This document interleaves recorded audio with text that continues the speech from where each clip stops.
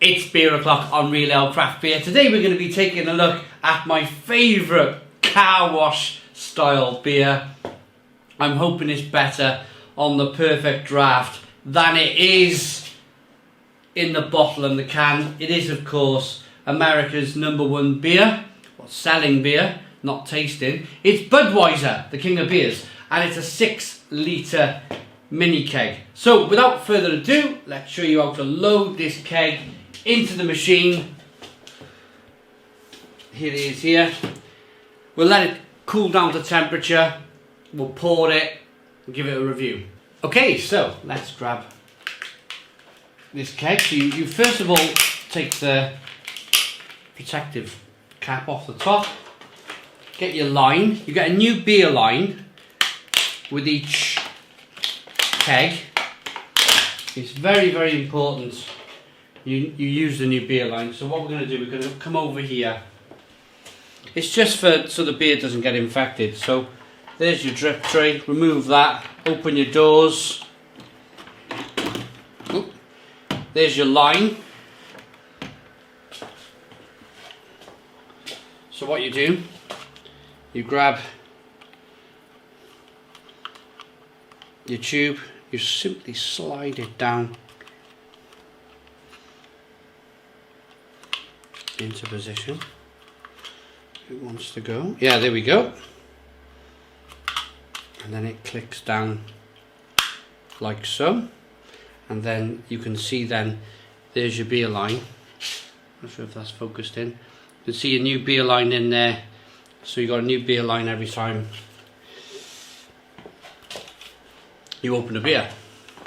So all you simply do then is you grab this on top here, push down, nice and hard, firm, and then this part here, you always lift it up. So what I do is grab hold of the keg like so, and I grab my finger there and I just give it a little lift.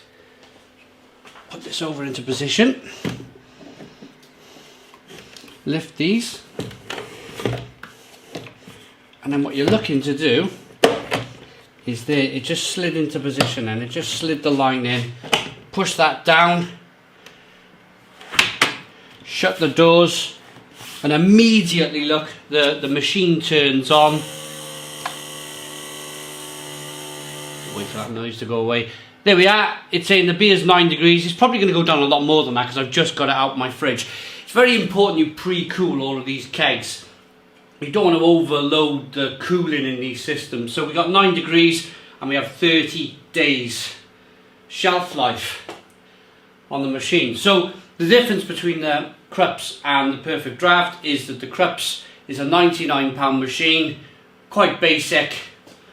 The handles are very different in quality. And the other thing I want to mention is that you have a temperature gauge on the front of the Philips Draft. The Krups is a 2 litre machine, the Perfect Draft is a 6 litre machine.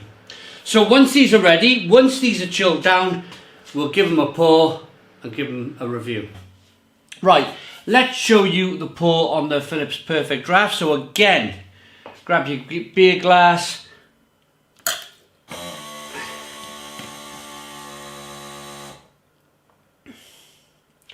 Just pull through, just basically what you're doing, you're filling the line with beer. And here we go then with the Budweiser. Let's pour a pint of Budweiser from the Philips Perfect Draft. Now with this system, you have to hold the tap down. If you let go of the tap, it will spring back up.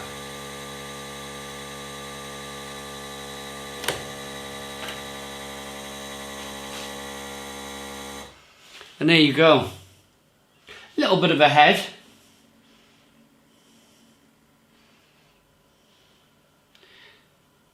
But there's the pour on the Philips Perfect Draft.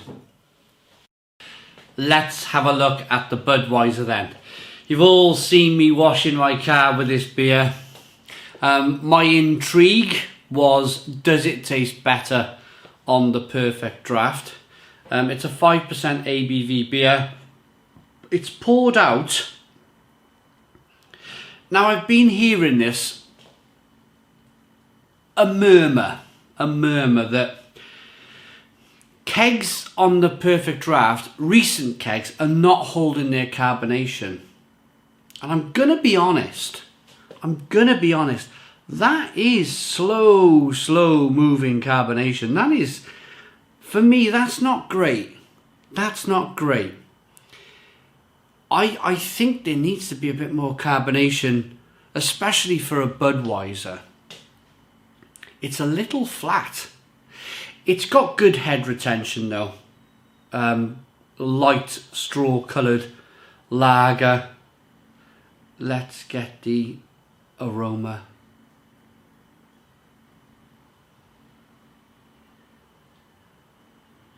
Just smells really light, corn-like, and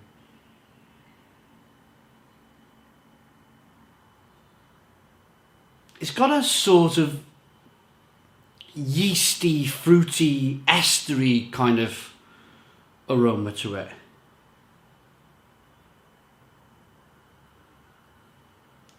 And that's probably that beechwood they talk about when they talk about brewing the beer. If you rock the beer back and forth, you can see the carbonation chasing the head up the glass. Let's dive in then.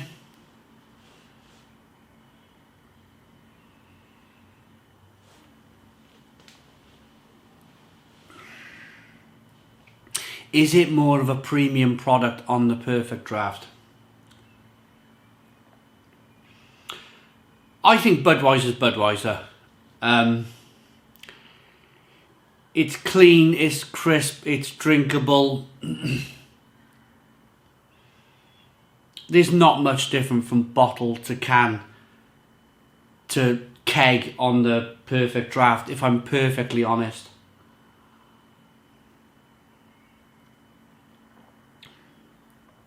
It was more of an intrigue. It was more of a, let's see if there's much of a difference. There really isn't that much difference. I personally don't think on the Perfect Draft. And it's kind of worrying. It is slightly worrying, this. I think the guys who are making these kegs, the guys, I mean, I've heard it with Stella Artois. In fact, I had a Stella Artois keg last week, and I found after about halfway down the keg, it did indeed get a bit flat. So I think, I personally think it's down to sheer volume. These machines have taken off like no other in 2020. Because of the current situation, every single beer drinker, but there's a lot of beer drinkers out there with home bars, like myself, who want a beer machine, and these beer machines have been out of stock for a long time. As soon as they're coming back in stock, they're selling out. So the demand has risen, and of course, if the demand is rising for the machine, the demand is rising for the keg. And I think it's caught the breweries off guard, if you like. It's caught the breweries on the back foot. I think they need to look at this personally. I think they need, yes, the volume's gone up and they're selling a lot of it, but they need to look at these carbonation issues with the beer.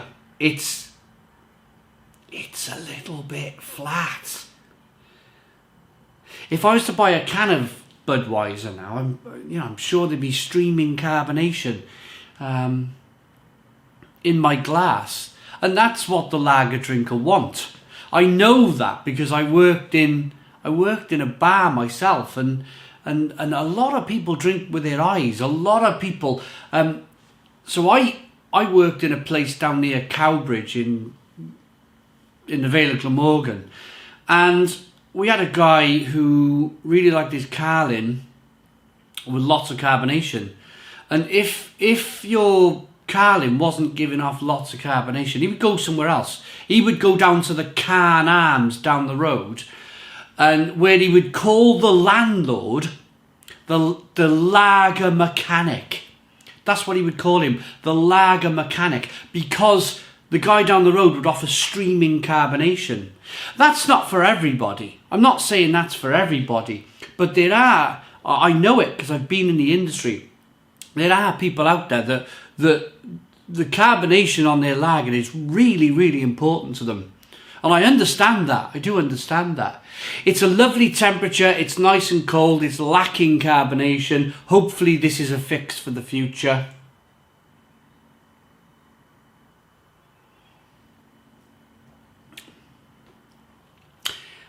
It's a very, very... They've designed this beer to be ultimately drinkable. There's no real sense of bitterness. There's no real sense. It's a little bit sweet. Not